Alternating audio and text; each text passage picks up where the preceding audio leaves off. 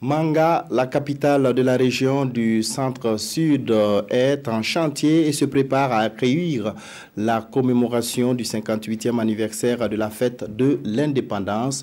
Le comité d'organisation a effectué en fin de semaine dernière une visite des différentes infrastructures en construction. Les entreprises travaillent jour et nuit pour achever les chantiers.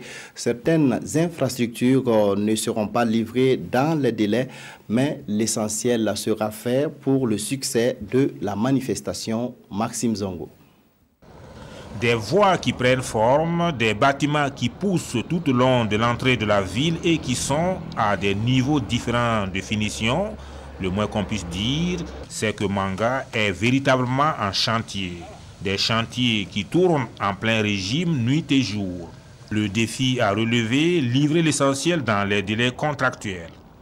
L'essentiel qui est prévu pour l'organisation effective des festivités sera prêt. Maintenant, ce qui reste, ce sont les autres réalisations qui accompagnent le développement de la région. La grande satisfaction, tous les chantiers vitaux sont pratiquement terminés. La voie principale, l'aire de défilé, le stade et bien d'autres. L'essentiel, c'est que nous avons une plateforme d'infrastructure nécessaire ou encore obligatoire pour que la fête soit réellement belle. Je prends l'exemple de l'aire du défilé. Si effectivement l'aire du défilé n'est pas terminée, on ne peut pas organiser la parade. Nous avons par exemple la voie d'entrée. Si ça n'est pas fini, c'est sûr qu'il y aura un blocage. Nous avons par exemple la place de la Nation, où nous devons remettre le flambeau à la région du centre-est. Si la place de la Nation n'est pas finie, nous aurons des difficultés.